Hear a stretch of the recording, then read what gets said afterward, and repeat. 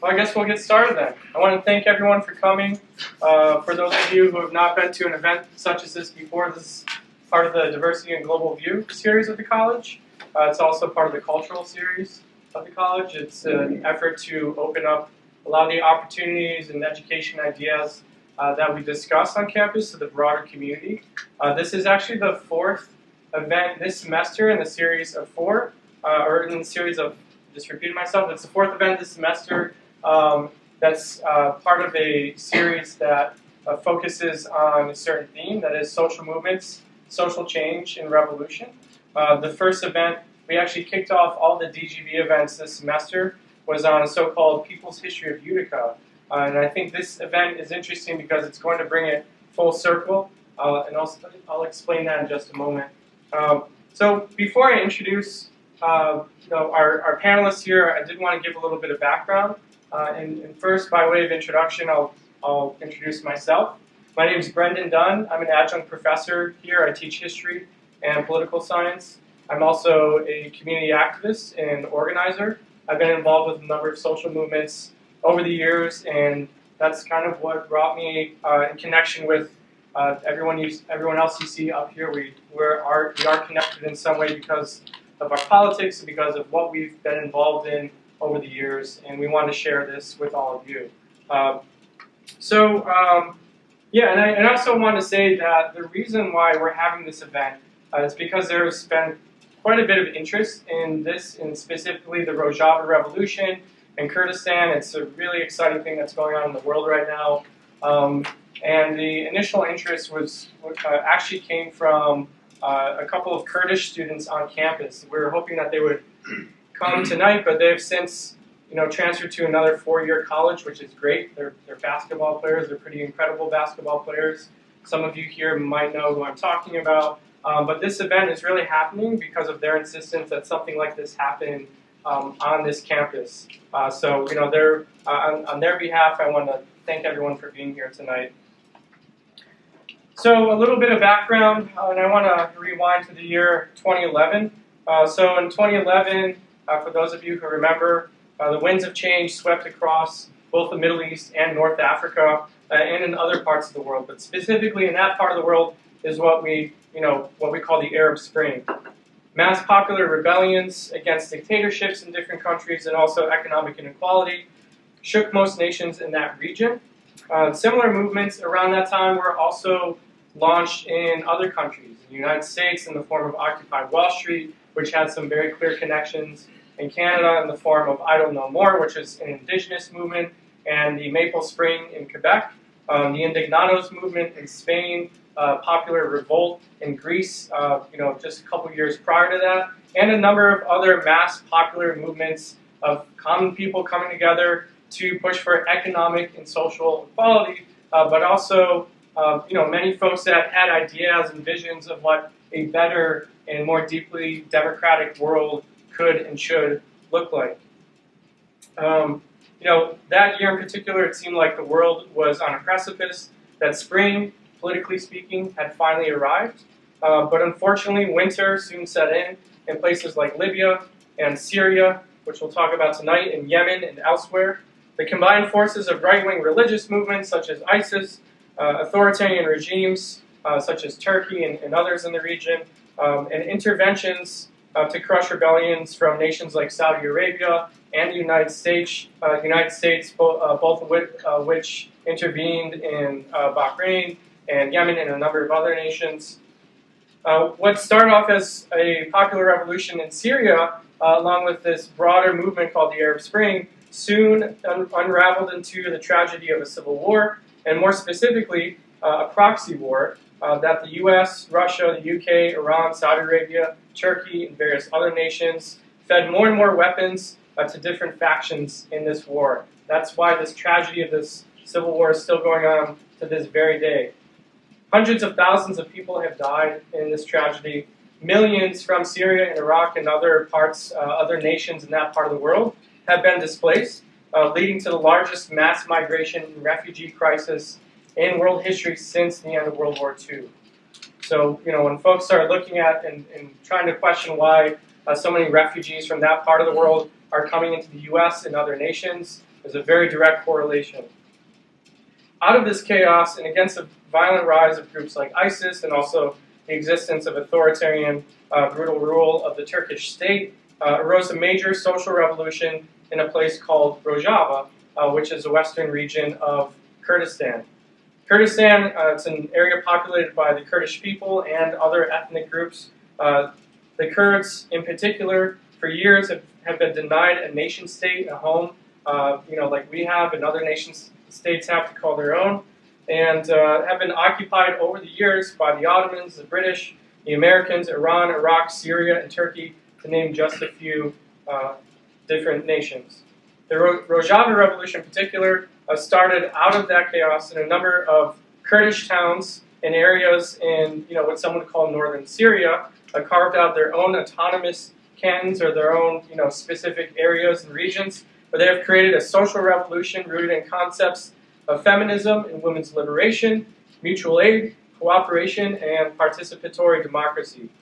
It's here where women, in particular, have taken the lead in the fight against ISIS and have successfully beat them back in many places.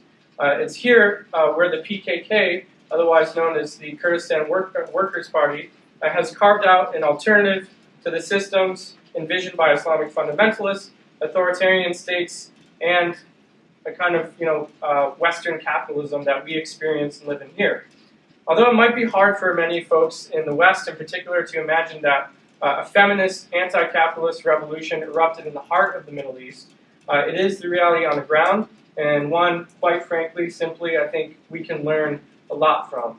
And I just want to share one short anecdote from my student, Amit, I mentioned earlier, who really encouraged me to set up an event like this. I had him in my U.S. history class about 2 years ago, and the first day of class, we did this game called Two Truths and a Lie. And the idea was for everyone to say 3 different things, 2 of which were truths, 1 was a lie. It was a bigger point I was trying to make, that history as we're taught it in many ways, and politics and ideas as we know them, the world as we think we know it, there are many lies involved in all of this thinking. So it's a part of creating our own narratives and digging deeper to figure out what the truth is. What Ahmed said is that, among other things, he said he's from Turkey, but he's not Turkish. No one in class, except for me, knew that he was Kurdish, knew that he was what he was talking about. When it came time for current events in class for him to present, he actually presented on the Rojava Revolution, which of course he's very supportive of. Some of his friends in Kurdistan, they went and they joined the revolution and they fought ISIS. He told me, he said, I had 2 options. I could join this revolution, possibly get killed by ISIS or by the Turkish state, or I could come to NBCC, I could come to the US. I'm a great basketball player, and I could have a different kind of future here. So he's very much, he's still connected with the struggle back at home, but it's something I think we should think about. When he was talking about his current event, though, he did have some time to speak in Kurdish to the whole class.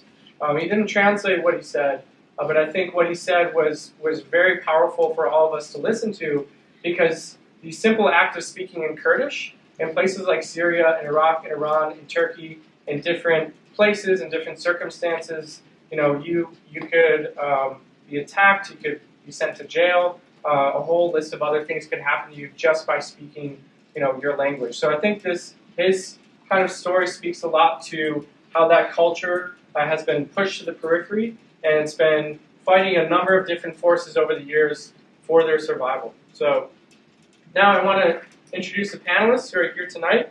To my right, we have Crescenzo Scipion, also goes by Shenzi. He's an anarchist from Rochester. He first started organizing against the war in Iraq when he was younger, and since then has participated in a variety of labor and anti-fascist struggles, including, among other movements, the Fight for 15 movement of fast food and other low-wage workers. Crescenzo is a member of Friends of Rojava in North America, the Black Rose Anarchist Federation, and Metro Justice of Rochester.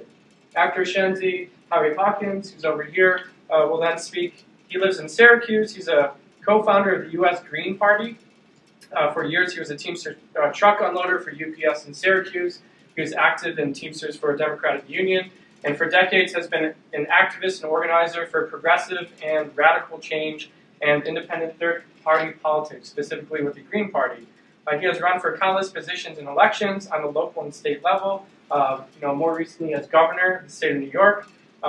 And he's done his work in central New York to push for education, awareness, and support of the Rojava Revolution. Finally, to my left, the last person to speak is Shaushur Ericol. He's originally from the Adirondacks. He is a veteran of the YPG, otherwise known as the People's Protection Units in Kurdistan in Rojava. And he was one of many international volunteers who joined in the defense of the revolution in Rojava and Kurdistan. As a member of the YPG, he participated in both the Battle of Raqqa, which some of you may have heard about, and also the lead up to Deir ez-Zor campaign. So I want to give a warm welcome to all of our panelists.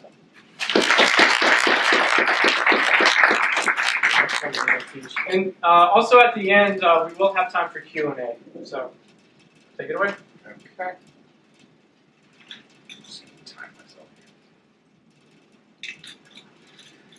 Hi everyone. So first of all, for those not familiar with Kurdistan, we did a show of hands of that before. I'm just going to throw an image of it up here. Okay. Can folks see this image reasonably clearly? Okay. So after World War I, the Treaty of Lausanne, which was written mainly by the British and the French, divided the land of Kurdistan into the four nations of Turkey, Syria, Iraq, Iran. Most of Kurdistan is in Turkey, as you can see, and this northern chunk of Syria is what's referred to as Rojava or Syrian Kurdistan or Western Kurdistan. So after the partition of Kurdistan following World War I, Kurds in all four of the sections faced repression and marginalization from the nation states that they were supposedly under. The treaty did originally include a promise for a referendum on independence from Turkey that never materialized. Turkey in particular has been repressive toward its Kurdish minority because were it to become independent, it would be about a third of the country that would be leaving. In the 70s, the PKK, which Brendan mentioned before, the Kurdistan Workers' Party, was founded. It was one of many at the time Marxist-Leninist sort of traditional national liberation organizations. In the late 90s, the leader of the PKK, Abdullah Öcalan, was captured, kidnapped, pick your verb, by the CIA and Turkish intelligence, and has been incarcerated in alone on an island prison just for him since then. However, since being incarcerated, Abdullah Öcalan, the leader of the PKK, began corresponding with Murray Bookchin. Anybody familiar with the name? Awesome. So I recommend looking that up later. Murray Bookchin was an anarchist from Vermont who corresponded with Öcalan for several years in the mid-2000s. Over the course of their correspondence, Öcalan essentially converted from the old-style Marxist-Leninist politics to something much more influenced by Murray Bookchin's anarchism. So that meant a centering of making women's liberation a central political question, rejecting the idea of sort of classical independence, of building a Kurdish nation state. That idea was largely done away with in favor of building stateless democracy. The idea that from the bottom up we can organize people and communities to come together in confederation to make administrative decisions for themselves, to fill in what would be the positive functions of a government without having the centralized political power or the ability to curtail people's freedoms that would otherwise traditionally come with that. To the outbreak of the war in 2011, as this is going to be repeating your thing a little bit. The people of Syria, along with the people of many other nations in the Middle East, rose up against their dictator. Assad, unlike many of the other dictators, was perfectly happy to respond with the most violent kind of force at his disposal. This meant that while in a lot of countries, Egypt, folks may remember, there were these mass peaceful protests, right? If people remember the pictures of Tahrir Square, millions of people just crammed in, and it was so massive and so popular that the dictators eventually were pressured to leave or accommodate in some way. Assad didn't do that. Assad ordered his soldiers to open fire on peaceful demonstrations with live ammunition, attack them with chemical weapons, a variety of other things. That creates a situation where the folks who want the dictator gone need to become more militarized. They need to respond in ways to defend themselves. So they need guns and they need money. And there are only a couple of really easy ways for them to do that. They can get them from the United States in exchange for being American proxies, or they can get them through the Middle East's jihadist networks, getting them through sort of shady money from Saudi Arabia, Qatar, etc. That meant that over time, the anti-Assad resistance, or the Free Syrian Army, while it had a democratic revolutionary character in the beginning, over time it morphs more and more and more into an Islamic fundamentalist, religious fascist kind of politics. That, by the way, was helped along by the Assad regime when he released a bunch of al-Qaeda prisoners in order that they could go and join the resistance, in order to discredit that resistance in front of the international community. Okay. So that's quick context on up to the outbreak of the war. Now, in 2012, the Assad regime is occupied with fighting rebels and is more concerned about the Free Syrian Army than anything else. And so the regime's forces pull out of the northern region. At the time, the rebels were concentrated in this sort of middle section of the country. Assad pulls troops out of the north, and once they leave,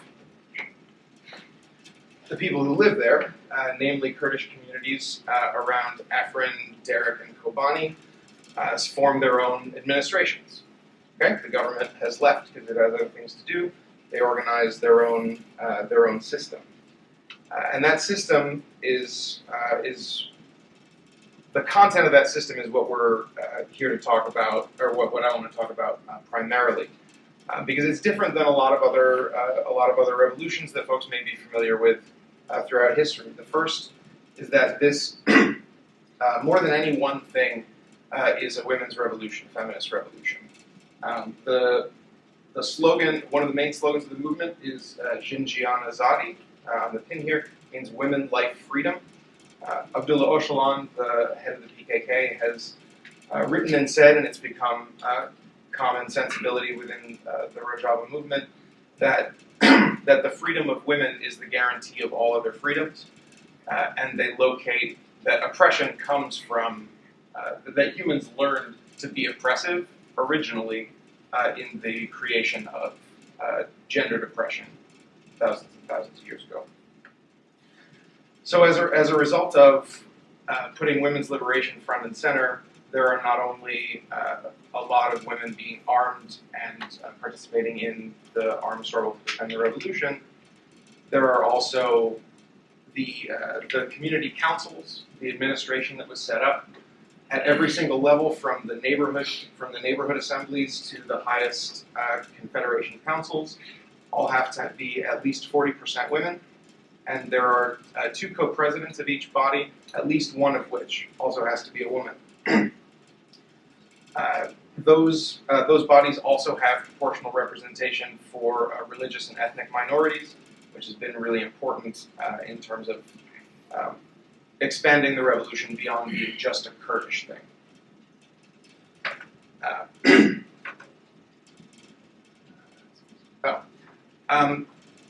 The other the other really exciting thing about it is the way that the economy has been set up.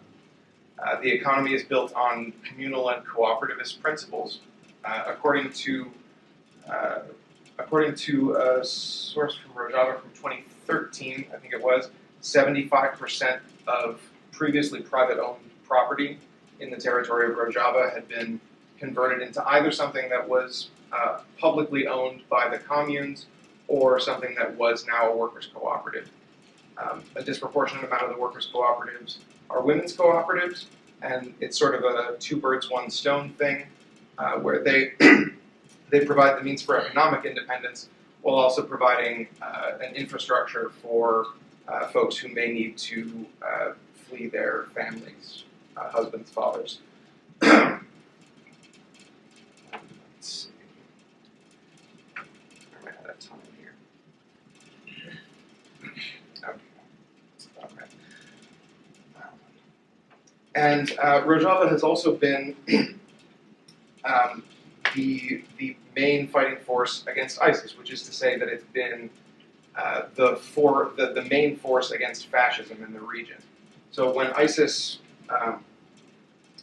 first sort of arose and became a thing, it very quickly took over a lot of territory that was previously occupied by the Free Syrian Army or the rebels.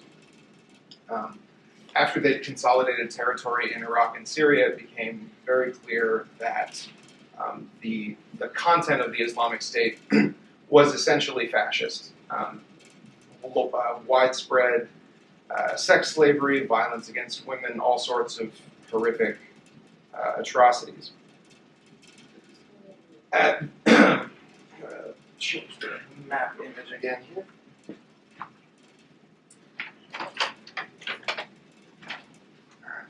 So, at the height of the Islamic State's power, it controlled most of the center of the country here. It then advanced on the city of Kobani, which is right here, right up in the middle on the northern border.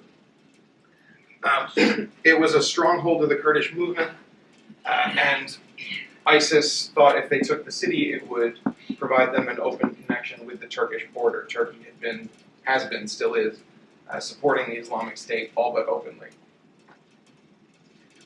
When ISIS got to the city of Kobani, however, they discovered stiffer resistance than they had previously found. A lot of the civilian population had been evacuated across the border into Turkey, which meant that the fighting forces had a little more leeway to fight guerrilla style within the city. They were also joined by Iraqi Kurdish forces from the Kurdistan Regional Government, as well as some detachments of the Free Syrian Army. It was a broad coalition, and that was also the first time that the U.S., the United States' support for the Kurdish forces got really ramped up. That's when we started seeing U.S. airstrikes against ISIS in a pretty major way. And that was sort of the first big public beginning to the alliance between the United States and the YPG, or the People's Protection Units, with the U.S. mainly providing air cover to Kurdish forces on the ground. After ISIS was repelled from the city of Kobani, there was a counteroffensive that essentially is responsible for redrawing the map to look like this. This yellow section is Rojava, or the Federation of Northern Syria. Even though the parts that are historically Kurdish are only like here, here, and here, it's not the whole thing. In the process of pushing ISIS further and further away, they liberated a lot of territory that was not historically Kurdistan, and populated mainly by Arabs and other ethnic groups. That includes, by the way, the battle for Raqqa, ISIS's former capital, which is right there. So, following these counteroffensives, ISIS has been more or less destroyed. There are remnants around the Euphrates River.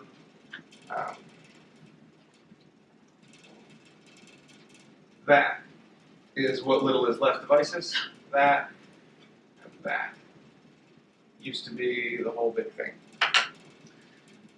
So what's one of the things that's historically unusual about it is, for anybody who's familiar with the history of U.S. foreign policy, usually we fund right-wing militias to subvert other countries around the world. To my knowledge, this is the first time that the U.S. has backed a left-wing militia in a revolutionary context.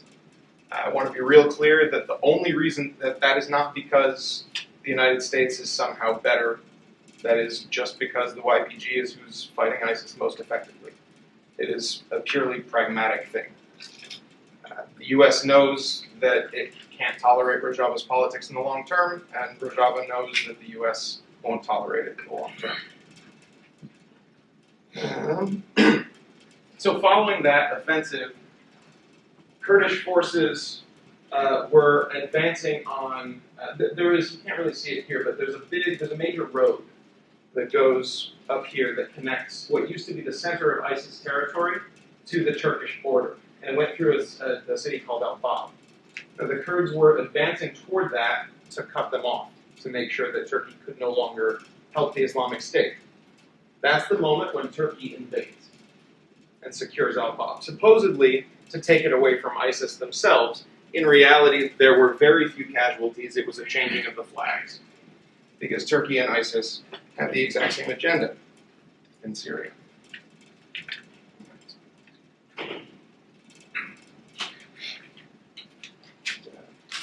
More recently, that policy was extended to the northwestern province of Afrin, which was isolated from the other two because of the territory occupied by Turkey.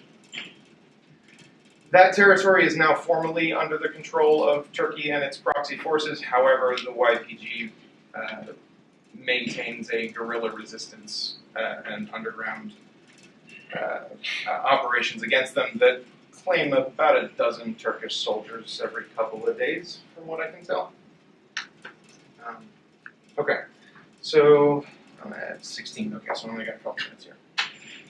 So I want to real quickly run through what are the things that can be done to help or to get involved in this from here, and then a little bit on the lessons that this revolution has for folks who want to make social change here in the rest of the world. Stuff to do: join or start a Rojava Solidarity organization. Friends of Rojava in North America accepts more or less any group. There are a number of others as well. There's the Institute for Social Ecology. There is a coalition called Friends Beyond the Mountains, which is 7 or 8 different organizations. This is all very Googleable. Friends Beyond the Mountains will get you there. Any of those groups, if they have a presence where you are, or if you want to start a group and affiliate with them, all of that is really useful. Pressure your congressmen and senators and bother the State Department and petition the White House for foreign policy that is pro-Rojava and or anti-Turkey. U.S.-Turkey diplomatic relations are weaker now than they've been at any other point in recent history, and that could use a few more good nudges. It's worth noting one of the reasons for the deterioration of that relationship was that Rojava Solidarity activists successfully enough trolled the Turkish president when he visited the White House that he ordered his bodyguards to attack a peaceful protest in D.C. on camera. One of my buddies was the guy who got his ass kicked by the The next one, send money. It's a little tricky to do, but there are a couple of organizations, namely Kurdistan Red Crescent, also known by its Kurdish name Hevyasor. And there are a number of other projects about rebuilding infrastructure. If you are interested in those things, see me afterwards. Kurdistan Red Crescent is the medical, it's the Red Cross, but Red Crescent for there. They are responsible for medical support for the fighting forces as well as civilians. Because it's legally dubious, I would never publicly suggest that you go there and volunteer.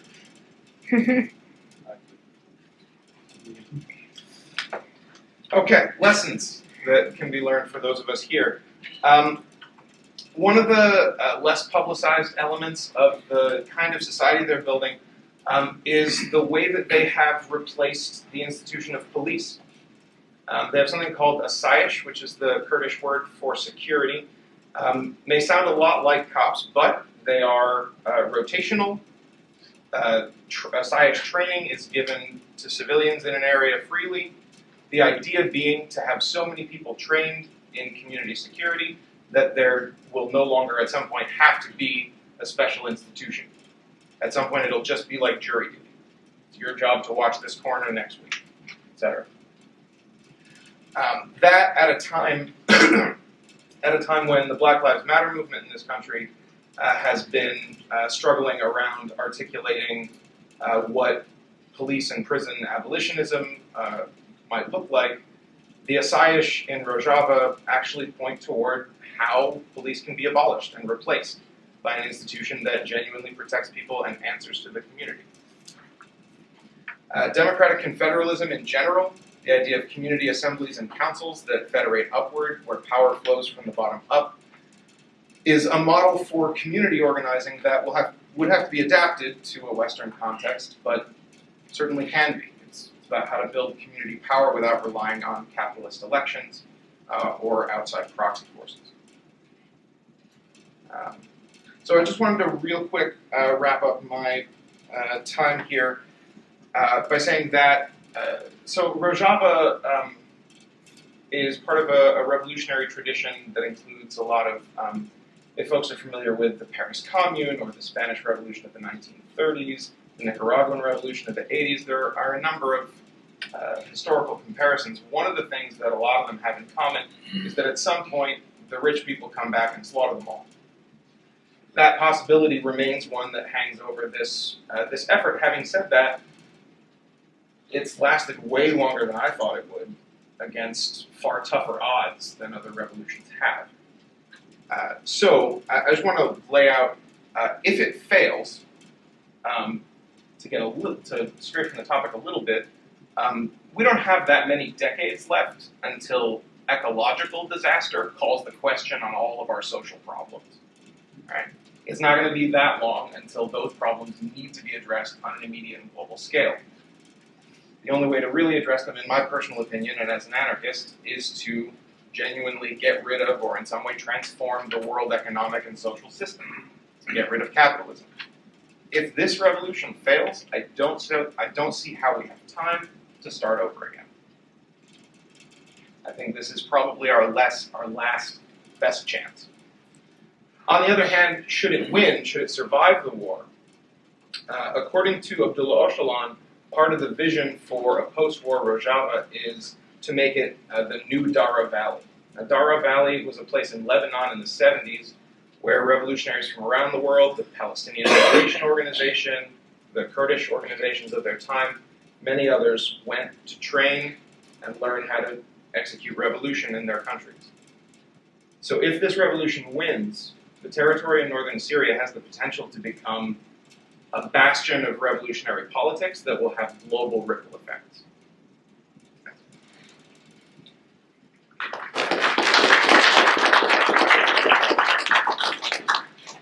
Well, good evening.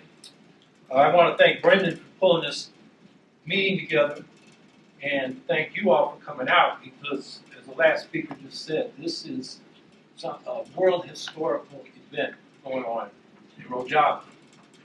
And you never know where that Archimedes point is in world history, but this may be one of them. You know, Archimedes, the old Greek, found the right place to move the world with a lever. So I'm encouraged that so many people have come out. What I want to focus on is the ideas of the Rojava Revolution that Abdullah Öcalan took from Murray Bookchin. And then secondly, talk about what our responsibilities and what we ought to be doing as progressives, peace activists, because I think there's a lot of confusion on the left and in the peace movement about Syria and the Kurdish question. So I worked very closely with Murray Bookchin for about 15 years, 1977 to 1991.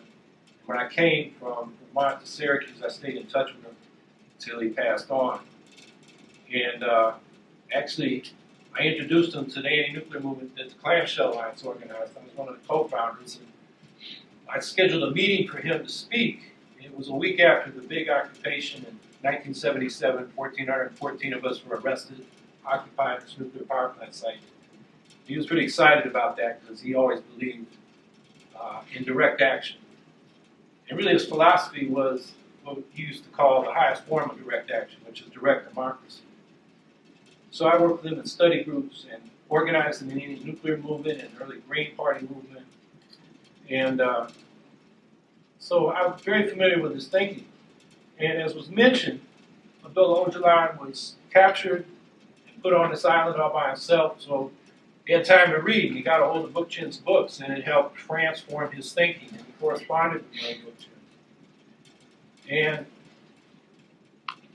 so Bookchin talked about what he wanted the left to think about is what he called libertarian municipalism, which are multi-syllable Latin words. And I always said, man, you got to make it more popular. And he had a very theoretical reason for that. I always just say, let's just call it democratic and federalism. And people would get that. And it's interesting that that's the term Öcalan decided to use. I also used to argue with him about anarchism because so many so-called anarchists were just individualists, not really social anarchists, which was the real anarchist movement historically.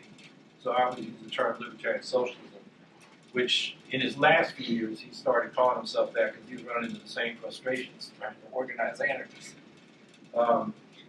So what that meant, libertarian municipalism or democratic and federalism, was a non-state structure of governance based on direct democracy and popular assemblies at the base of society, and having those federate to larger scales to coordinate decisions made from below. So people sent to councils, which are different than these popular assemblies, would have instructions from the base, and the base could recall them, so that the real power was in the people's hands. So that's the first concept. He also said the social question, as the leftists call this as capitalism developed, was about more than just class and exploitation. It was about hierarchy and domination. So that while you had to win over the working class that's interested in ending its exploitation, you also had to address older forms of oppression. The oppression of women by men, of elders, of younger people, of one race or ethnic group by another, and all the other kinds of hierarchies that develop within the workplace, and government bureaucracies, and nonprofit bureaucracies. So that's the second concept, that this is more than a class question, it's a question of domination and how we overcome that, and class is part of that. Third concept is assemblies. A lot of people on the left think of Soviets, councils. Councils are formed in a lot of these revolutions. Councils are representative institutions. They can be part of a federation, but if you don't have a popular assembly, people really don't have the power. So I'd suggest you look up an essay called The Forms of Freedom, which is in a book called Post-Scarcity Anarchism, which gives you a real good feel for what it was like in the late 60s. And he says assembly should be one of the fighting words of the left. And let me go back to this hierarchy and class thing.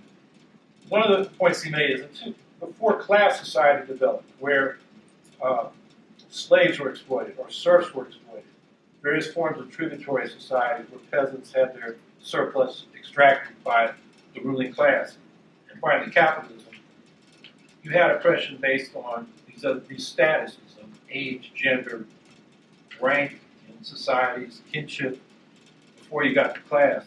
And so Bookchin had a book called Ecology of Freedom, which tries to trace this historically. He starts with age rankings, and then gets to the oppression of women, and then statuses like chieftainships, which finally emerge into ruling classes that exploit economically.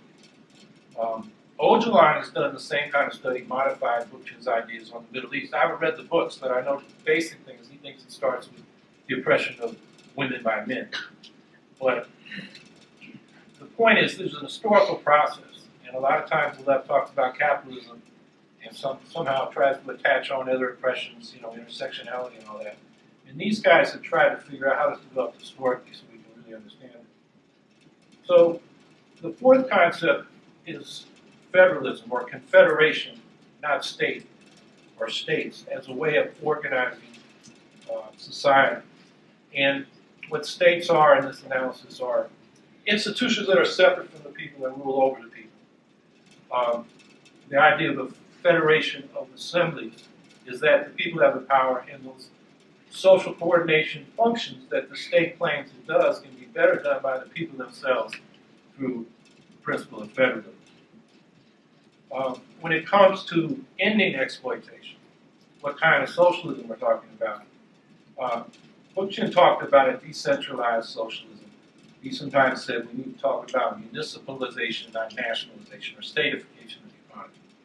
In other words, the control and management of the economy should be in the hands as local as possible. So there are a lot of things that can be done. You can just have, the city or town, like a public power company. You don't need a, national grid. We got National Grid. It used to be the state-owned utility in England. And Thatcher privatized it, and now we got it. I don't know, you got it here in Utica? Yeah, we call it National Grid in Syracuse. But, they're non-responsive. They're making lots of money. They totally failed on the climate question. And I could go on and on. So the other thing is, he had a critique of councils, like that's what the Soviets were in the Russian Revolution, or in the anarchist revolution in Spain in the 30s. The power was in the hands of workers' councils, but society is more than just workers. You have the spouses, the children, the people that can't work because they're disabled, or too old, or too young.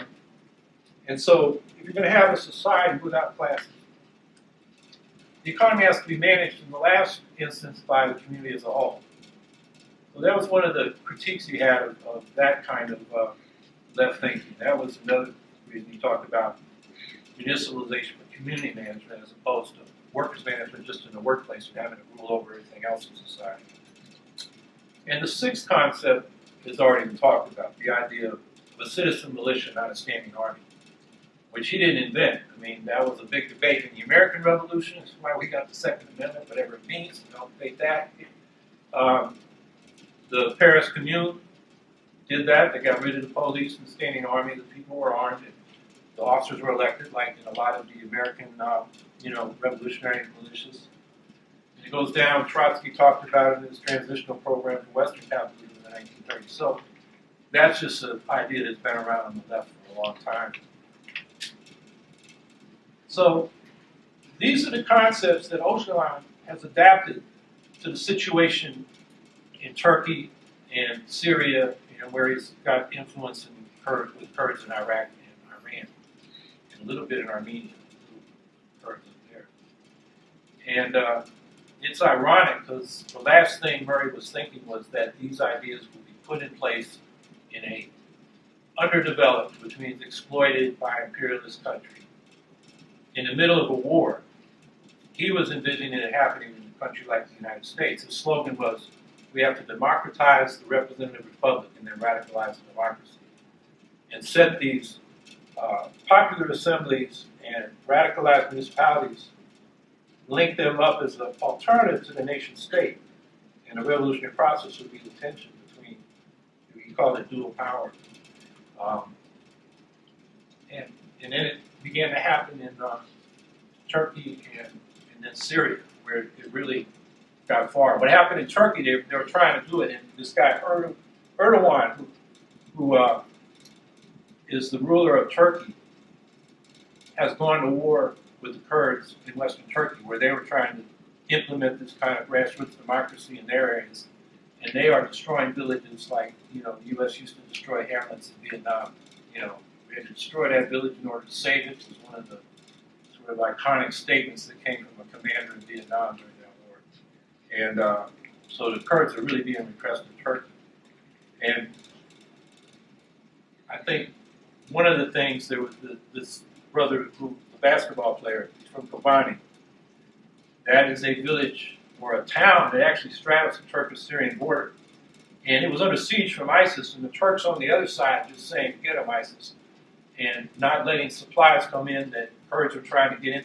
And they were basically finished until U.S. Marines came in and provided air support and logistical support and air intelligence, and enabled the courage to fight, defeat ISIS in that siege, and then over the process that was described, beat them back.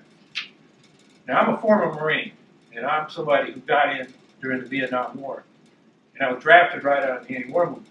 And I had a choice. I could go to Canada. I thought, no, that'll take me out of the fight against the war. I could go underground, change my identity, and play that game.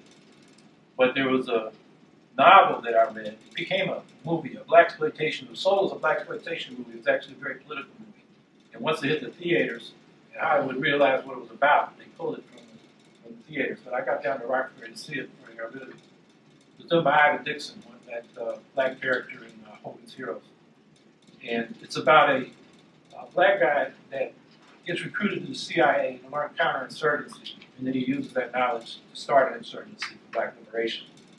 And but it's more complicated than just a black-white thing. He's got a class analysis. And I said, well, you know, maybe I should learn something about that since the Marines are calling. Also, you know, in the history of my family, I know I had one ancestor in the American Revolution. I had 3 great-great-grandfathers died on the Union side of the Civil War. I had uncles, and my father fought in World War II against the fascists, you know, Hitler, Mussolini, and Tojo. So there is a certain sense that a lot of Marines feel this. I expect this brother feels it, that there's a time when it's right to fight, you know, against fascists in defense of your people. And so I figured the best place for me was the Marine Corps. I went through basic training, and then they put me on inactive duty for my 6-year enlistment period because they realized where I was coming from. And I could give you a lot of stories about that. It was quite an experience. But I say that because I have enormous respect for the YPG, the YPJ, that's the Women's Protection Units, and what they're fighting for, and for people from over here that volunteer and go over there. You know, people did that during the Spanish Civil War. We got a peace movement today and a war movement that thinks any intervention by the U.S. is wrong because the enemy of my enemy, U.S. imperialism, is my friend, is the theory. And that gets them alive with people like Assad, who's a butcher, a fascist, you know, and other very bad characters. So let's talk about what international solidarity means. I think, and we don't have time to go into the whole analysis, and I wonder how I'm doing on time. 5 minutes, okay. I think what we have to realize is that the revolution in Rojava and the revolution in Syria, and even though a lot of the armed forces have been Islamized, partly because that's the only way they could get arms from the Qataris, the Emiratis, the Saudis, who all backed different factions, and the Turks, who backed ISIS straight up.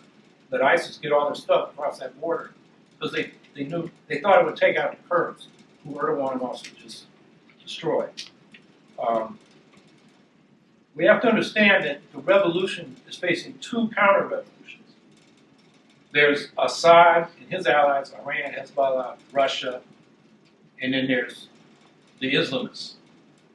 And then there's Western imperialism, which hasn't got as deeply involved, and in fact has been lukewarm toward like supporting the Free Syrian Army.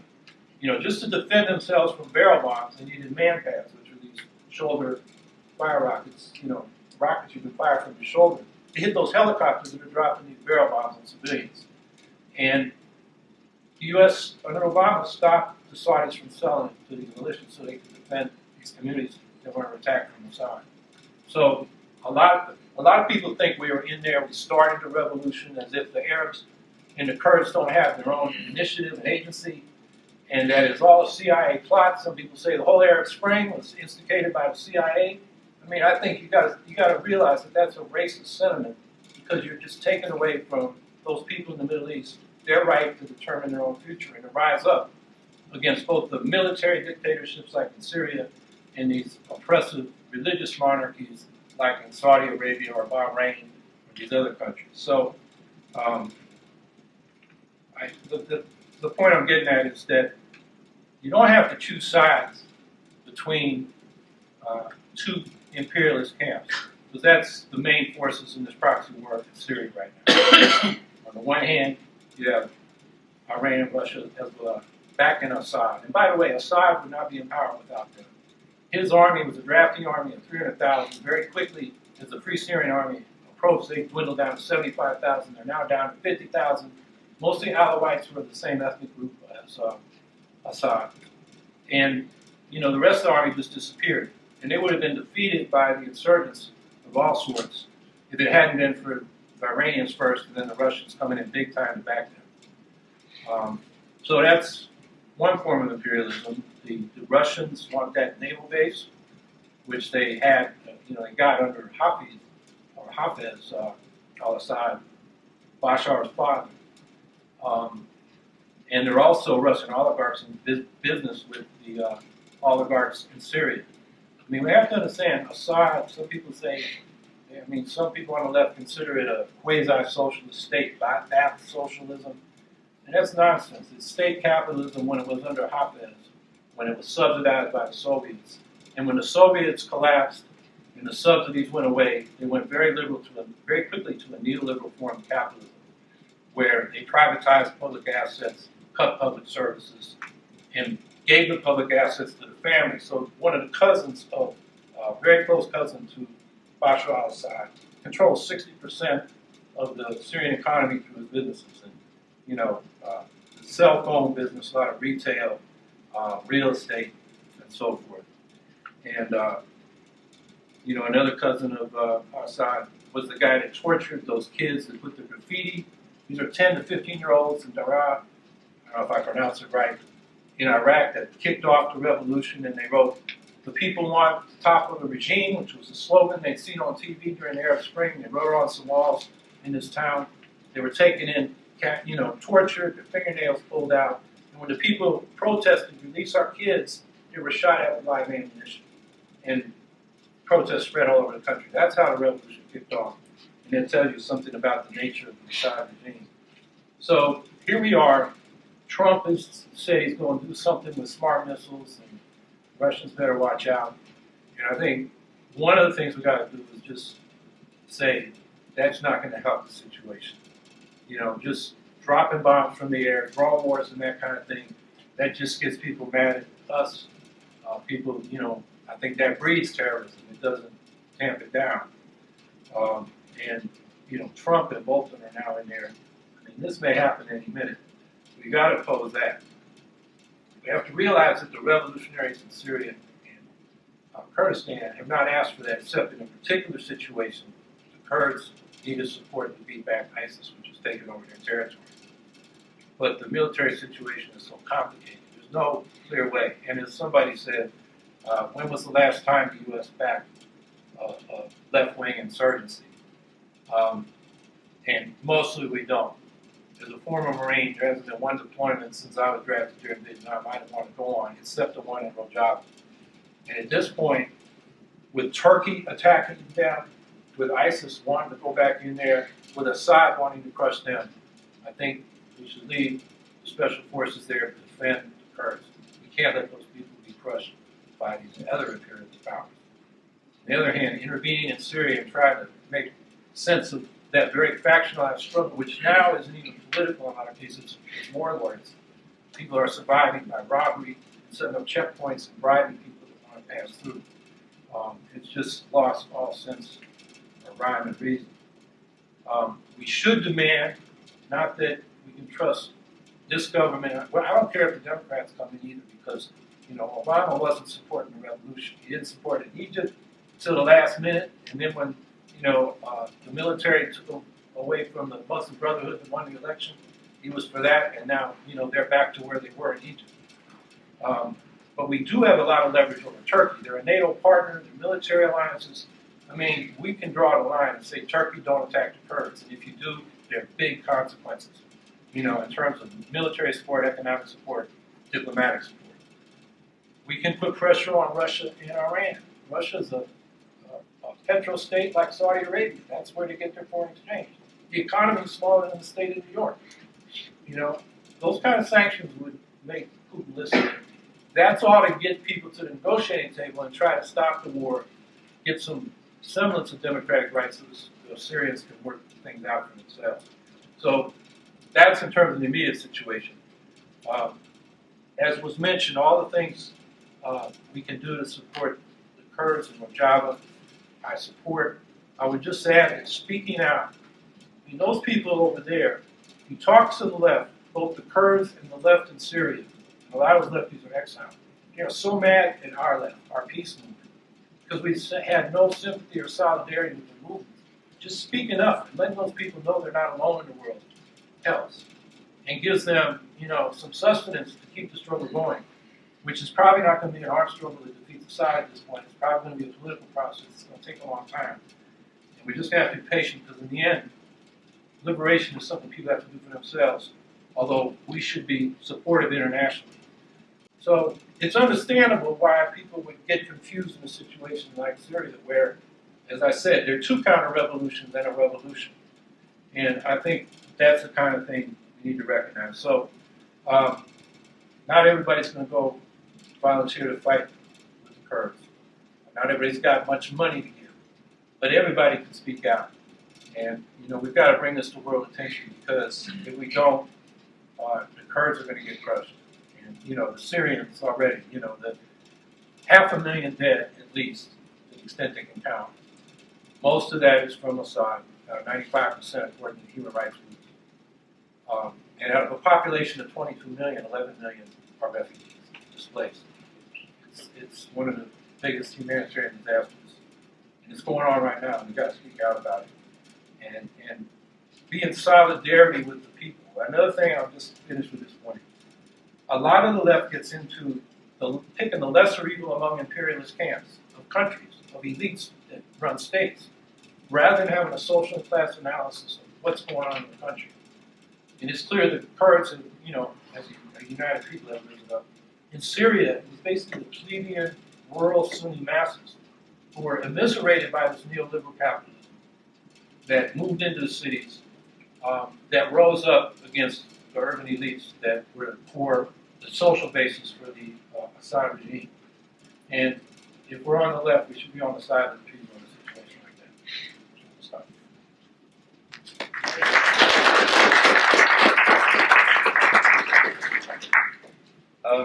So I don't have a whole bunch of fancy notes prepared and everything. We talked a little bit, and more or less, I think what we came to was that I would talk kind of about my story of going over and some of the things that I experienced. I can't speak to a lot of the means through which the revolution is impacting civilians, because I wasn't a civilian. I volunteered to join the YPG, and I did. And I fought from June of last year until November. Participated in the Battle of Raqqa and the lead up to the Deir ez-Zor campaign. By the way, my name is Jesur Edekol.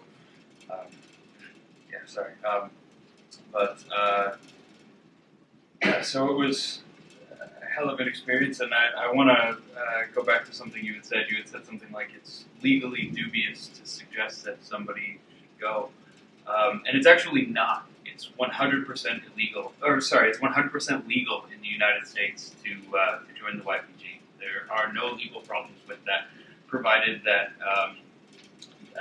you're not on probation and various things like that. If you can legally travel to another country, you can legally join the YPG. There are no problems with that. You will get a nice little visit from the FBI when you get home, but it is 100% legal. You run into problems if you have dual citizenship. If you are potentially a citizen of the UK might want to arrest you on terrorism charges. They have done that to numerous people. If you are on a green card and are not a U.S. citizen, that could be some problems. You might show up at the border and they go, well, you're not a citizen, and why were you in Iraq for 6 months? Which is what your visa will say. So they might turn you away there. But if you're just a regular citizen and you want to volunteer to go, that is 100% legal to do. There's nothing dubious about that. You will have a file on you, which may or may not be comfortable.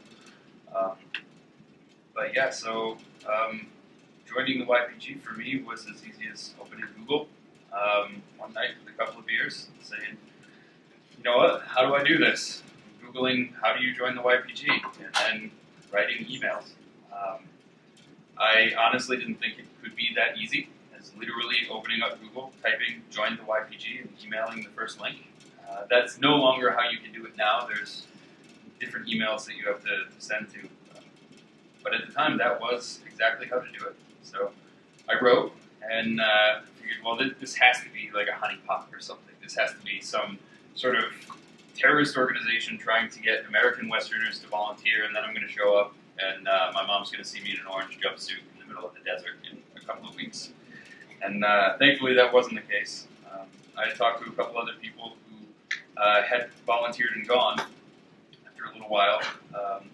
There's a tendency in people who volunteer to not want to talk to people about how they went. I didn't understand that before. I do now. Since getting home, I've gotten probably 100 different email requests on how to join the YPG. People asking me, how did you do it? How can I do it? I really want to do it. I want to go. I'm dedicated to this. And then you spend about 30, 40 minutes of your time talking to those people. And after about 30 people and constantly hearing something came up, I can't afford to go anymore, or my car just broke down, or there's all sorts of reasons. And I get it, I 100% do. I'm not faulting anybody for not going. But after dealing with that enough, most volunteers don't want to talk to people about potentially going, knowing that they're just not going to go. So they usually wait until you have a ticket purchased. And that was the case with me. Once I had my ticket purchased, I had 2 or 3 people who confirmed that I did have the correct email, I was going to the right place, I wasn't likely to end up in an orange jumpsuit on CNN. And so I told my mother I was going to go, I was going to participate in this fight, and like any good mother, she freaked out, totally lost her shit. Originally was kind of mad that I was going, but then understood that I'm a grown adult, and there's not anybody who has the mental fortitude to decide that they're going to join a third world army, fly halfway across the world via the internet. Anybody who can do that, you're likely not going to talk them out of doing it with logic. So she stopped eventually, and we had some nice moments before I went. I got on a plane and flew halfway across the world, landed in Iraq. That's how you have to get to Syria. The borders are closed, so you can't just fly to Syria. I guess you might be able to if you flew through Turkey and then to the Mishla or Damascus airport, but that would be a nightmare, and you would end up spending 30 years in Turkish prison. So you fly to Iraq, you get out, you meet some contacts, pray to God that everything's right and that you're actually going to the right contact. Every volunteer gets a $150,000 bounty placed on their head from the moment they land in the Middle East. So you really hope that your taxi driver doesn't suspect that you're YPG or is super supportive of YPG. I got to the safe house, crossed the Tigris River into Syria to there. You can't really see it on there, but it's right up in this area. Spent a month at the training academy there. It's an academy for Westerners from all through Europe, Australia, New Zealand, Asia, Latin America, United States. It's just a whole bunch of non-Arab and non-Turkish foreigners. So it's not really fair to call it a Western academy. It's a foreign academy for non-Turks for non-Turks, non-Kurds, and non-Arabs. Spent about a month there. Did some military training and things like that. I had had no previous military experience before this, but I am from the Adirondacks, and even though I'm a lefty, I grew up around guns and grew up hunting and fishing and you name it. So I had a lot of the skills for maintaining and shooting my weapons prior to even going. After that, I went down to Shadadi, which is north of there's a river down here that's kind of been in the news recently. Shadadi up here, south of Kesuke. At the time, this was about 12 kilometers from the front, So we were being, oh, I'm sorry, thank you. We were being mortared on a pretty much daily basis. And then at one point, so it was a part of the international tabor. Tabor is the Kurdish word for unit. It doesn't have an exact translation with English military terminology. A tabor is 40 people, and then 8 tabors makes up a Tugai. So my tabor was specifically international, so it was called Tabor International. I'm wearing the patch actually. At this point, Dash is the it's the Arabic it's the Arabic acronym for ISIS. If I refer to Dash, that's what I'm talking about. They really don't like it when you call it Dash. It's like saying the Prophet Muhammad rather than saying the Prophet Muhammad, blessed be, whatever the whole thing is. Shortening it is considered like an insult. But it's also how the Kurds refer to them, just academically speaking. So Daesh had found out that our tabor was in this area, and they had specifically sent a group of suicide bombers specifically to target us. The interesting thing was, so there's actually an American military base in Shadadi, and Western media got really confused here because Daesh put out a press release saying that they were coming to attack the Americans at Shadadi. They didn't come anywhere near the American military base. They came specifically at the international base, which was in a different part of Shadadi. That's where all the suicide bombings had happened, where all the casualties took place. But it was really interesting because only about 10% of us were Americans. The rest were all Europeans, and they were so pissed off that they were being called Americans by Daesh. It's a really common thing out there. I had some friends. There was a Breton who's since fallen Shahid, a German, and an Englishman, and they all got into Hilux, and they went through a checkpoint. 0 Americans in the car, and the Asaish, were the police, more or less police. We're like, oh, Americans, go through. It's just one of the weird things with the international stuff. After that attack, I went to Raqqa. Honestly, I was a little terrified to go, but who wouldn't? It was literally a minefield, and still is. I had lost a couple of buddies in the battle for Raqqa before I had even set foot there. I was supposed to go and meet one of my friends from Albany out there, and he was killed about a month before I could actually get to the city. I don't know if anybody here knows Robert Roth, or Robert Brooke, rather. He was from Albany, which is more or less where I'm from farther north. Killed in Raqqa. Let's see. To touch a little bit, we've talked about genealogy. Genealogy, not genealogy. Jin is the Kurdish word for women.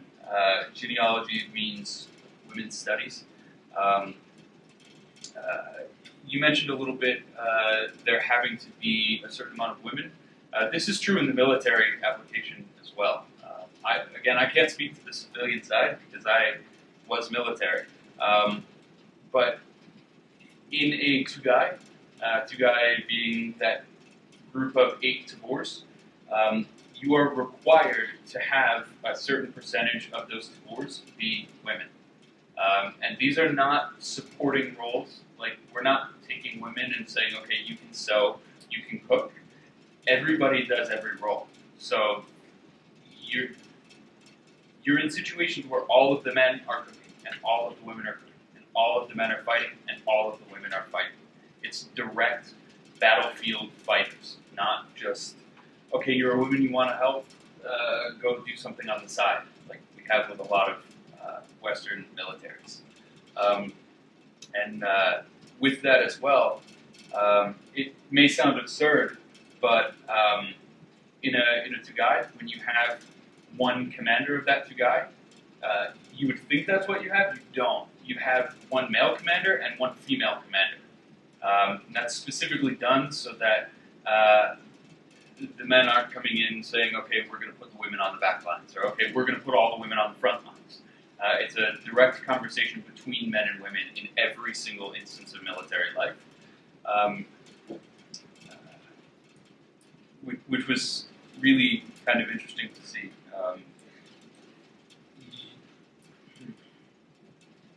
You also see some weird little quirks.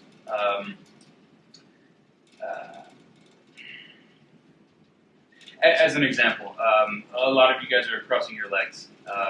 Any man in here who was crossing his leg would get screamed at by another man in Kurdistan. It's just not okay for two reasons. They see it as disrespectful to the women. You are slouching off and you're unrelaxed in an atmosphere where they don't necessarily have the right to be, or where they don't necessarily have the history to have that luxury. What I mean by that is fighting against Daesh. If a man is captured, he's killed. If a woman is captured, it's a totally different story. In a lot of cases, people would wish they were killed instead of being captured. So to them, they're thinking, okay, women are putting more into this, they're fighting more for this, and they have a lot more to lose. To slouch off means that you are showing a lack of care that other people don't have the privilege to have. So you see weird things like that in military life that don't really translate too well until you've kind of fought there. I wish I could speak more about specific things. I tend to work a little bit better when I'm asked questions, so I'm really looking forward to the Q&A portion. Because again, my experience specifically is related to military life there, and there's a lot of things that I won't necessarily be thinking about because I take them for granted having gone through them. And some of the stories I could sit up here and tell, I don't necessarily feel comfortable doing so. I mean, it is war. I've lost 7 friends in just the last year because of it.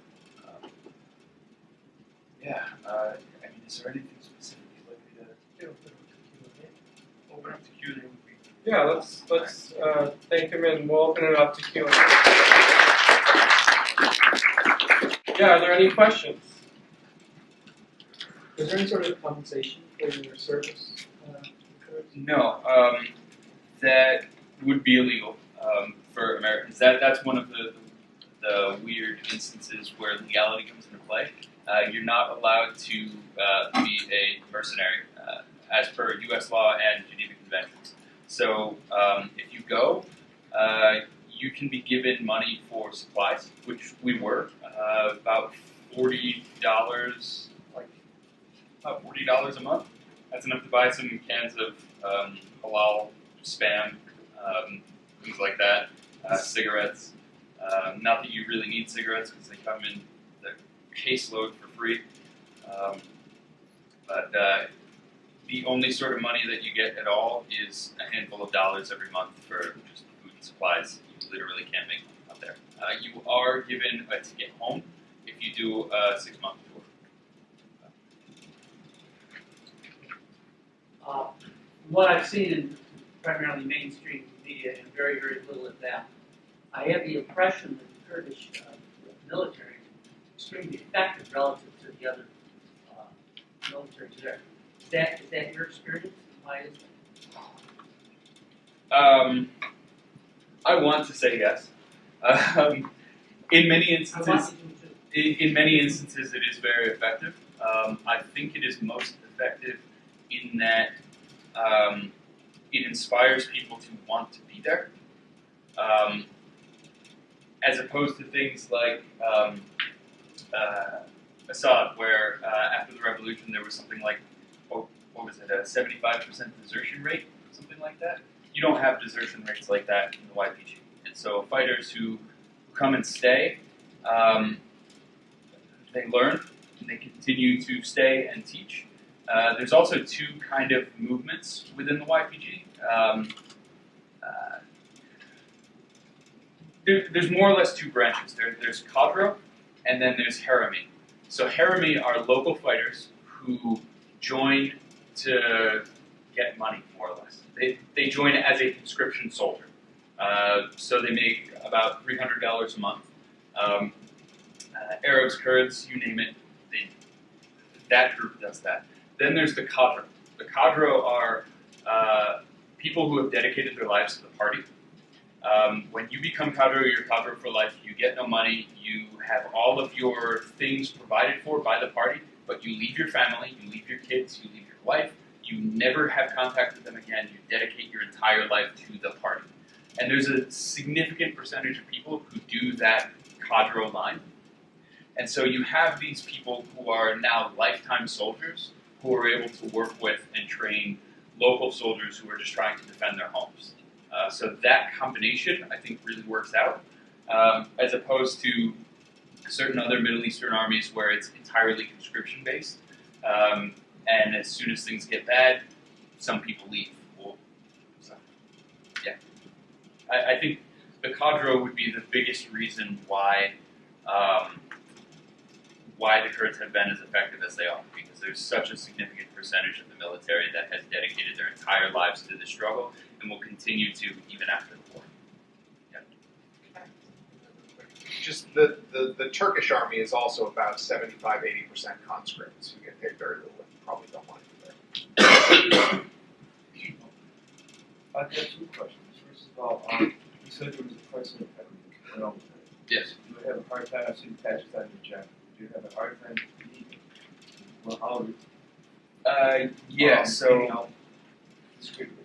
when you leave Iraq, I was in a really weird situation. I don't know if anybody has been following anything that's been going on in Kurdistan in general, but in Peshawar, which is Iraqi Kurdistan, there was a referendum to try to secede from mainland Iraq. And Baghdad crushed that pretty quickly. They closed off all airspace in the Kurdish Regional Government of Iraq just as I was about to be getting through to go back. So I had to not just go through KRG, I had to go through Baghdad, which at the time was almost completely full with Shia militias. So it was a really dangerous, iffy time to be trying to do that. But no, my journal I left in Iraq with a very close friend of mine to be mailed back to me so that I didn't have to carry that with me. My phone I completely wiped. I got rid of all my pictures that I couldn't back up back home. I took my patches and I hid them very carefully throughout my things, but I didn't bring back. I did my absolute best to try to look as civilian as possible, so it didn't really hurt me too much. And playing the dumb American goes a lot farther than people think. So, My second question quickly. Alright, now you have an FBI. At what point do you have to worry about them that you were radicalized or terrorist threat or anything like that? I mean, I have no idea. you go over there to Iraq and you just jump back on that. Do you have to worry? Or did you get that impression they were trying to? I got thanks from everybody when I came home, which was weird. I was expecting to hear, why do you have a 6-month expired visa for Iraq that just got fixed a couple days ago? Wow, that was a $2,000 fine that just got fixed a couple days ago. How did you come up with that? Your money. I didn't expect them to go, oh wow, you went and fought ISIS, thank you. And that's basically what happened. They showed up and did an interview, wanted to know if I had any sort of intelligence in terms of covered Daesh IDs or pictures of Americans who had joined Daesh or anything like that. They just wanted intel like that, and they left me alone. They might be looking further into me. I don't know. But that's pretty much the story I get from just about every YPG volunteer. volunteer. Is that they show up, they want to know if you have intel on Dash, and whether you do or don't, they pretty much leave you alone after that.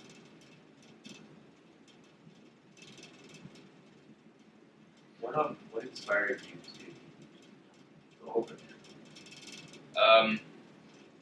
So, like Crescenzo, I'm an anarchist as well, left anarchist specifically. I had been following the Rojava Revolution for a while. When Michael Israel died, that kind of really got me looking specifically into the revolution and how to help. And it was one of those things where, because of my politics, I was always saying things like, if the Spanish Civil War happened, I would go and I would fight. I know a lot of lefties who say things like that. And then I realized, well, you know, it's easier to join the YPG than it was to join any faction in the Spanish Civil War. It's easier to send money and to get money over there. When you come home, you aren't blacklisted for having worked in communist organizations. You can go and then actually come back to a job and a supportive family, and it is so much easier to join YPG than it ever was to join any faction in the Spanish Civil War. And death tolls are lower. Like, it's ridiculous how much easier and how much of like a Spanish Civil War like this is. So to me, I said to myself, you know, if I couldn't actually even do this, I have no right to say I ever would have fought the Spanish Civil War. I have no right at all, because it's so much harder. And the politics are relatively similar. The Syrian Civil War, the YPG has a much better history and track record when it comes to minority rights and women's rights. It's just something that I had to do it in order to feel that I wasn't lying to myself about my politics. I felt like if I got to be 80 years old and looked back and said, wow, you know, that was a really good thing, I should have done that. I didn't want to do that. And then one night I had a few beers and wrote an email and never expected a response back. And when I got that response, I said, well, it's a totally different story being at 80 years old saying, I wish I had done that and I have no idea how I could have done it, than saying, you know, I wish I had done that, and I reached out to them, and they said I could come, and I just decided not to. So once I got that email back, I knew I absolutely had to do it, and there were no excuses. So, Could you share with everyone who Michael Israel was, you mentioned? Michael Israel was an American anarchist who was killed in a Turkish bombing, actually, in the fight for Manbij, I believe. He had died about 7 months before I had went to join. I had been kind of following some of his stuff on social media, saw a lot of the things he was posting, and then when he died, it just became extremely real to me. It wasn't just this thing that I was following. I don't know how to describe it.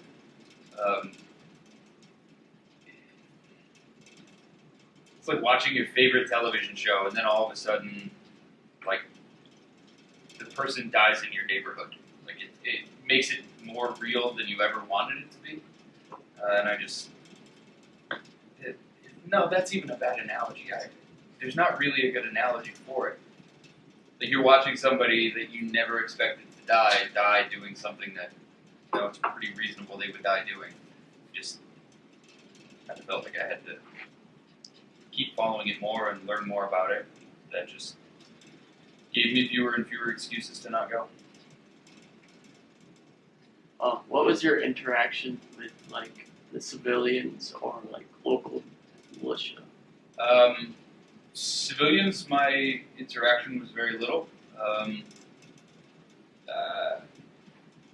I mean, my most notable experience with a civilian was sharing cigarettes with like a 7-year-old on the side of the road. So, like, I know that sounds weird, but when you're military, you're military. And most of the military guys go home to their families. It's set up that as long as you're not cadre, then every 5 days you go home to your family for 5 days, and then you come back. If you live too far from home, then it's every 15 days you go home for 15 days. So you're on 1 day for every day you're off. So they will go and talk to civilians and their families, and occasionally you'll meet some of them. But when you're on base, no civilians are allowed on base. Kind of like here, you just can't walk up to a military base. And when you're on duty, you stay on base or you're on operations. So the only real time that you ever deal with civilians is if you're driving down the road and there's some civilians on the side of the road, or you go to the shop. And most of the shopkeepers,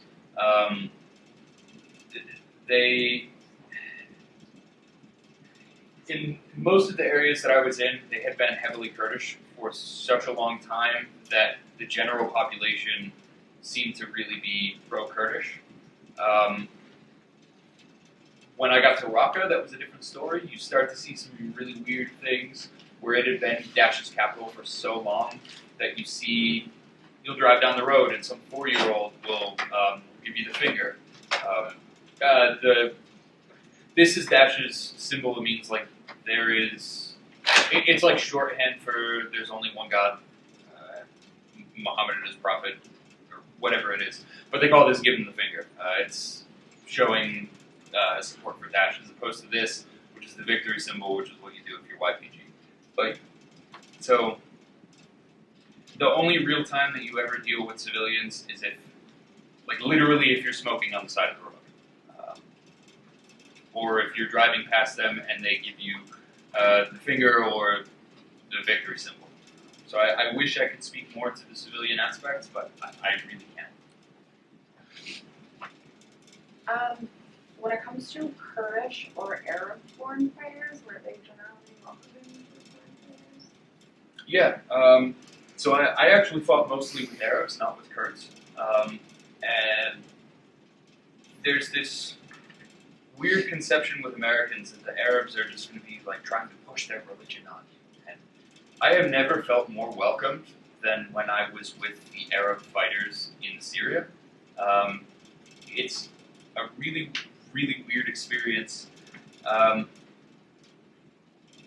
People will literally have nothing, and they'll still try to cook a meal and give you the majority of it because you're coming there to fight in their homeland for free. It's really, really weird.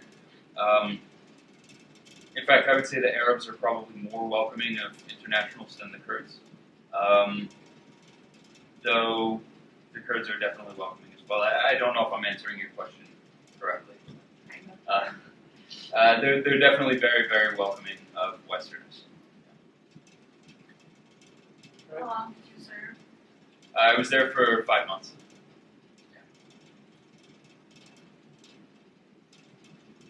Can you actually just talk more about like how women are involved in the military? You mentioned there being like the 2 commanders, like being one being Okay. So specifically, men and women are separated in the YPG and YPJ. That's why they have the 2 different acronyms, G being for men and J being for women.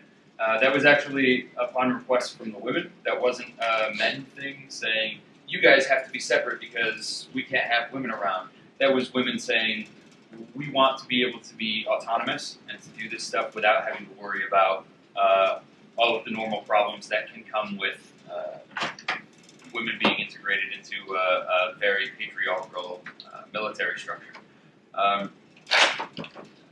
Women are given equality in terms of logistical control and battle decision making.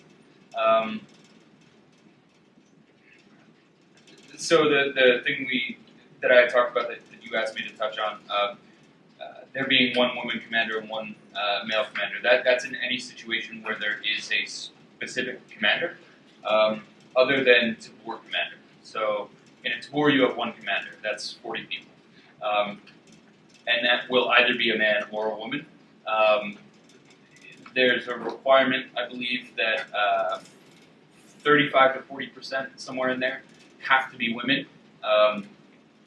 And then at the two-guy level, which is 8 Tabors, that's where you have one male and one female. They make decisions together. Neither one can overrule the other. And you don't really go above that. You get some generals, which will be people who will run 2 or 3 two-guys. And in situations where you have that, again, you have one male, one female. I don't know if I'm...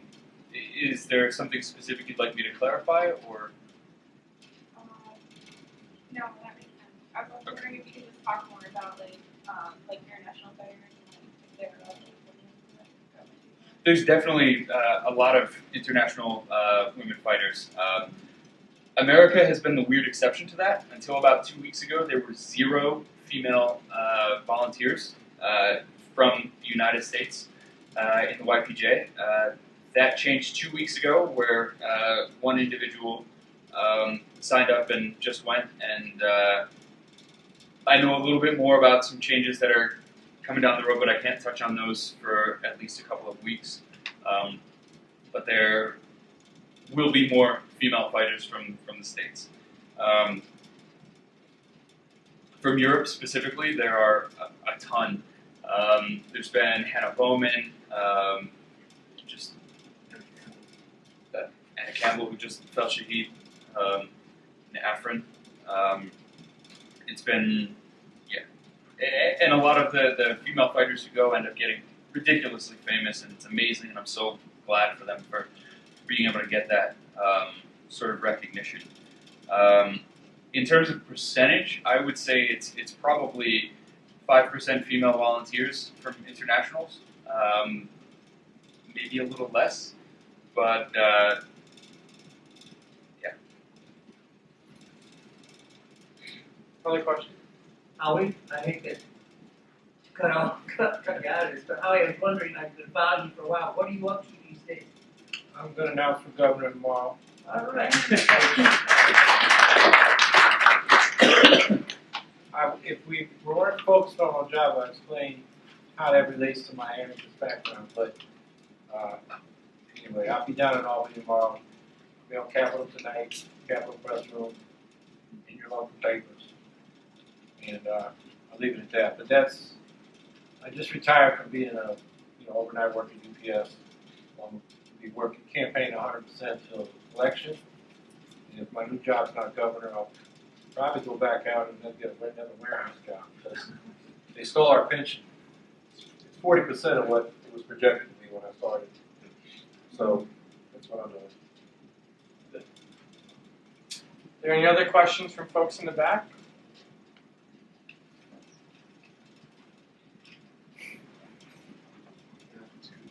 Oh, we got one back there? Yeah. Well, I wanted to touch on some discussed way earlier on, comparing their decentralized police forces to what the left has been having trouble articulating in this country as a vision for prison abolition.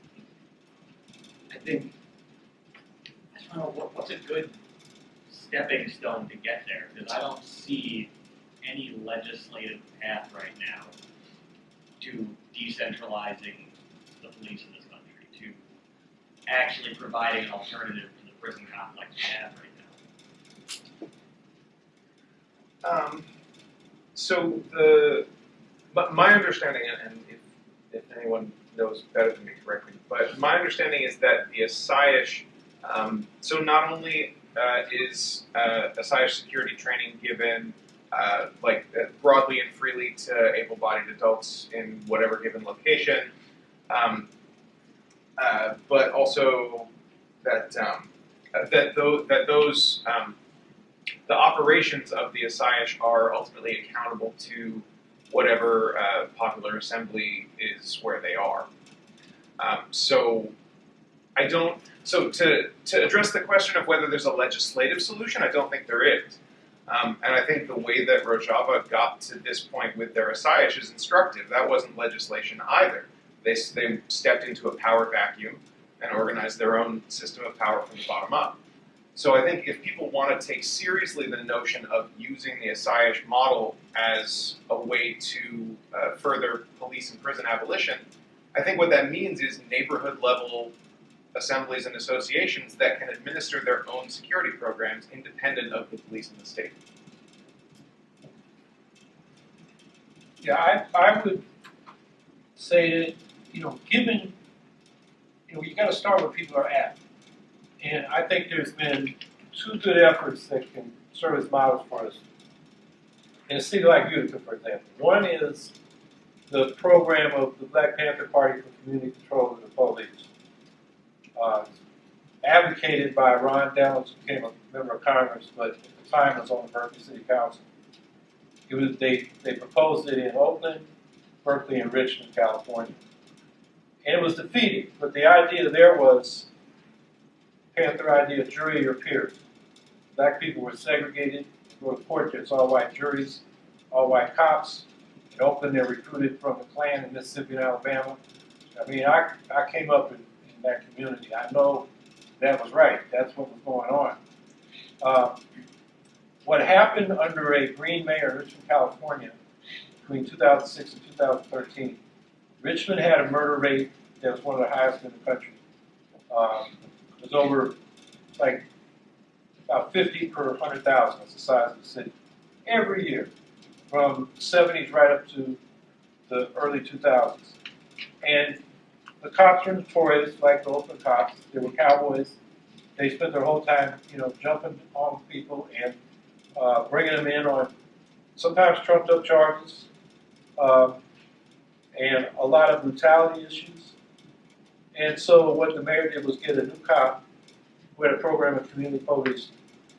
And basically these cops would be promoted on the basis of working with the community, solving problems, rather than the volume of arrests and tickets they issue. You follow what's going on in Ferguson, they're basically ticketing black folks to fund a white government that was a minority of the population of the community. It was, old Jim Crow, right up to the present.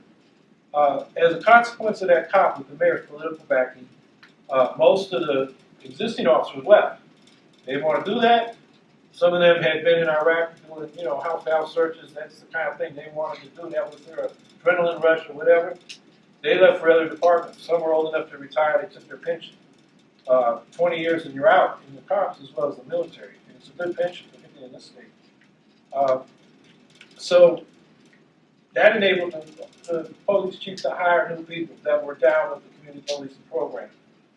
And 41 of 44 sergeants and lieutenants and captains he was able to replace, which enabled him to take a majority white police force in the city, 80% people of color, and make the force reflect the community. And the murder rate went down to 7. So last year, he's now in Tucson, and the mayor had term limits. But in an 8-year period, they reduced the murder rate from 50 and up down to 7. Parallel to that were programs to get the kids. Most of the shootings was kids on the street in gangs selling their beef with gunfire, and got them into realistic job programs. Some of them needed counseling. They had PTSD and all that. Some have drug problems. They provided them the services they needed. I think that's a step toward assimilating the police force into the community. I mean, I would go further than they did in terms of the governing structure of Richmond, which is just a representative council representing districts. And I have assemblies in the neighborhoods, which would give the people more direct control. And the police, a body, they have to be accountable to all the people rather than representative structure. But I think we can get to the same end he's talking about. And, that was Murray Bookchin's controversial idea within the anarchist movement, that we should run for local office and, as he said, democratize the republic at the municipal level. And then not just the police, but all public services and the economy should be brought into the management of the community. So I think that's another way to approach it, rather than setting up a parallel structure. The other thing I'll say, because I've been dealing with this in Syracuse. We have twice as many cops per capita as a similar city our size. And those cops work a few years on the street, then they get a desk job. And they sit there and they screw up the desk job. I'm supposed to do the bookkeeping. They don't do it right. The finance department has to come in and correct. And they're getting paid more than anybody else. They got better pensions than anybody else. They should be on the street if they're going to get to 20 an hour. Great pension.